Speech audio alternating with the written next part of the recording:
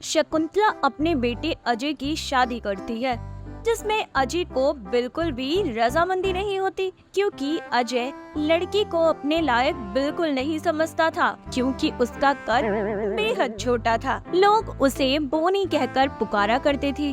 अब शादी के करीब 2 या 3 दिन रह गए थे। शकुंतला की पड़ोसन कांता का ऐसे ही उसके घर आना होता है। और बता शकुंतला, क्या हाल है तेरे? सुना है बहू तो खूब दहेज लेकर आई है तेरी।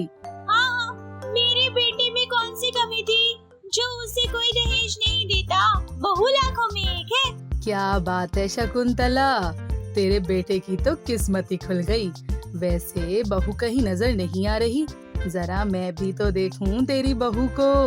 हाँ, अभी रुक, मैं अपनी बहू को बुलाती हूँ। इतना कहने के बाद शकुंतला अपनी बहू चंपा को आवाज देकर बुलाती है और करीब 5 मिनट हो जाते हैं, लेकिन चंपा कांता को कहीं नजर नहीं आ रही होती। अरे शकुंतला, कहाँ रह गई तेरी बहू? कहीं नजर नहीं आ रही। बता, अभी से तेरा कहना नहीं मान रही है, इसलिए तो कह रही थी दहेज वालियों को अकड़ ही ज्यादा होती है। अरे कांता, तेरे पास ही तो खड़ी है मेरी बहू, तुझे दिख नहीं रही? अरे कांता, नीचे तो देख, नीचे तेरे पैरों के पास खड़ी है मेरी बहू, नीचे। हे राम राम, ये कौन है? मैं कौन सा तेरी समधन लग रही हूँ जो तू मुझसे मजाक कर रही है? अरे ये किसका बच्चा है जिसे तू साड़ी पहनाकर घुमा रही है? अरे यही तो है मेरी बहू, यकीन नहीं होता तो घूंघट उठा के देख ले। राम रे राम, शकुंतला ये क्या ले आई तू? दहेज के चक्कर में बाल विवाह तो नहीं करवा दिया तूने अपने बेटे का?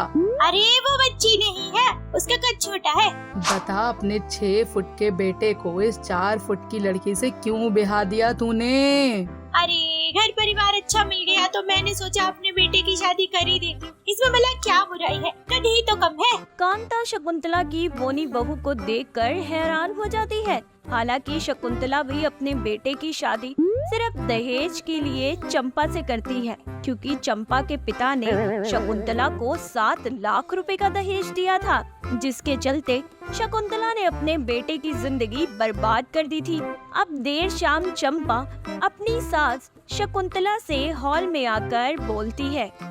अम्मा जी, रात के खाने में क्या बनेगा? अगर आप बता देती तो मैं अभी से तैयारी कर लेती। कुछ भी अच्छा बना ले बहू, जो तुझे समझ आए। चंपा इतना सुनने के बाद किचन में जाती है, लेकिन चंपा का कद छोटा होने के कारण वो किचन की शेल्फ तक नहीं पहुंच पाती। अब वो सोचने लगती है कि आखिर वो किचन में खाना कैसे बनाएगी। एक तो मेरी हाइट कम है और ऊपर से अब किचन में खाना कैसे बनाऊंगी? ये किचन मेरे लायक नहीं है, मैं तो कोई डिब्बा भी नहीं उतार पाऊंगी। चंपा को रात के लिए खाना बनाना था और शकुंतला बाहर घूमने निकल चुकी होती है। उसे भी ध्यान नहीं होता कि उसकी बोनी बहू घर में खाना कैसे बनाएगी। अब जैसे तैसे चंपा खाना बनाने का जुगाड़ करती है और एक कुर्सी लेकर आती है और उस कुर्सी पे चढ़कर खाना बना रही होती है। तभी चंपा के पल्लू में आग लग जाती है, लेकिन वो खाना बनाने में इतनी मगन होती है कि उसे ध्यान ही नहीं रहता। तभी शकुंतला चंपा को देखने किचन में आती है तो उसे उसके पल्लू में आग नजर आती है और शकुंतला चिल्ला पड़ती है। अरे कोई मेरी बहू को बचाओ रे, उसके साड़ी के पल्लू में आग लग गई। बहू बाहर भाग। कहाँ माँ जी, कहाँ आग लगी है? मुझे तो कहीं नहीं दिख रहा।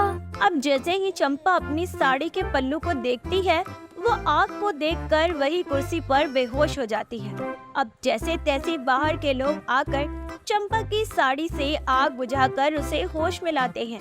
तभी कांता शकुंतला से कहती है, ज्यादा दहेज लेने का यही नतीजा होता है, या तो घर बचा लो या बहू बचा लो। इस अशुभ घड़ी में भी तेरे मुंह से आग ही बरस रही है। क्यों तू मेरे बहू बेटे की खुशी बर्दाश्त नहीं कर सकती? बेटा, तो तेरी भी खुशी नहीं है इस शादी से। अब जब तू अपनी मनमानी करके इतनी छोटी बहू लेकर आई है तो मुझे भी ये सोचना चाहिए कि वो किचन में काम कैसे करेगी। अरे उसे तो कुछ ठीक से दिखाई भी नहीं देता जब वो सीधी खड़ी होती है। तेरी ये बात तो सही है, मेरी गलती है जो मैंने बिना सोचे उसे किचन में भेज दिया। बहू अब तो किचन में खाना बनाने नहीं आएगी। क्या दिन देखने पड़ रहे हैं, बहू के होते हुए सास खाना बना रही है।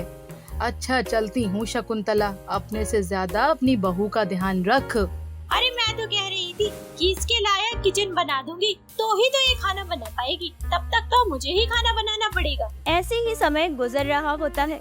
शकुंतला एक दिन खाना बनाती है और दूसरे ही दिन अपनी बहू चंपा को खाना बनाने के लिए कहती है। लेकिन इस बार शकुंतला अपनी बहू को सावधानी से खाना बनाने के लिए कहती है और चंपा भी खाना बड़े ही प्यार से बना रही होती है।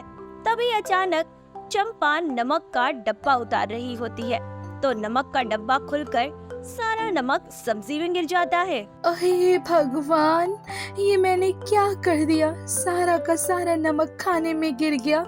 अब तो माँ जी मुझे बहुत सुनाने वाली हैं। अब चंपा किचन में गैस बंद करके अपनी सास के कमरे में पहुंचती है। वहीं दूसरी तरफ चंपा का पति अजय किचन में आकर अपने लिए खाना डालकर टेबल पर बैठ जाते हैं और जैसे ही वह पहला निवाला खाता है वह उसे थूकते हुए बोलता है, माँ आपने कैसा खाना बनाया है? खाने में मिर्च मसाले का तो पता नहीं, लेकिन नमक से जहर जरूर बन गया है। राम राम बहू, ये क्या बनाया है तूने? अरे ये कोई सब्जी है? ऐसा लग रहा है नमक में किसी ने पानी मिला दिया। अरे माँ जी, मैं आपको बताने ही आई थी, तब तक इन्होंने ये खाना खा लिया। दरअसल वो नमक का डब्बा उतारते वक्त ना नमक का डिब्बा कढ़ाई में ही गिर गया और सब्जी का ये हाल हो गया। तेरा क्या करूं मैं बहू? अब तो मुझे सच में लगने लगा है कि तेरे बाप का दिया हुआ 7 लाख रुपया ना ऐसे ही मेरे घर में कुछ ना कुछ नुकसान होके निकलेगा। मेरे तो किसी काम का ही नहीं है वो। अब अगले ही दिन से शकुंतला किचन में खाना बनाने जाया करती थी। एक रोज देर शाम शकुंतला सब्जी बना रही होती है और वो अपनी बहू चंपा से रोटी बनाने के लिए कहती है। अब चंपा आटा गूंदने के बाद रोटी बनाने के लिए कुर्सी पर चढ़ती है और अपने छोटे छोटे हाथों से रोटियां बना रही होती है। बहू तू रोटी बना रही है कि पूरी? माँ जी, मेरी रोटियां इतनी ही छोटी होती हैं। अरे माँ जी, मुझे खाना बनाने से कोई परेशानी नहीं है, लेकिन आपका किचन थोड़ा बड़ा है। हाँ, मेरा किचन बड़ा है, तू ही छोटी है। शकुंतला अपनी बहू के किचन में काम करने से परेशान हो चुकी थी। कभी दूध उबल जाना तो कभी रोटी के नाम पर टिक्की बनता देखना, ये सब शकुंतला के बस से बाहर हो गया था। अब शकुंतला अपनी बहू के लिए उसके कमरे में ही नीचे रसोई बना देती है और सारा सामान भी नीचे उतरवा देती है ताकि उसे किसी तरह की कोई दिक्कत परेशानी ना हो। क्या बात है बहू, तेरा किचन तो बहुत ही प्यारा लगता है। शकुंतला को तेरे हाथों का खाना बहुत पसंद है। उससे क्या बात कर रही है, मुझे बता, क्या काम है, क्या लेने आई है? अब शकुंतला की बहू चंपा जैसे ही चीनी लाने के लिए अपने कमरे में जाती है तो देखती है कि चीनी का डब्बा तो उसकी छोटी सी रसोई में ही नहीं है। वह जब किचन में जाकर चीनी का डब्बा कुर्सी पर चढ़ के उतारने लगती है तो चीनी का डब्बा बड़ा होता है और उसमें 5 किलो से भी ज्यादा चीनी होती है जो चंपा के ऊपर गिर जाता है। डब्बा गिरने की आवाज सुनकर शकुंतला और कांता किचन में भागी चली आती हैं। बहू तुझे चैन नहीं आता?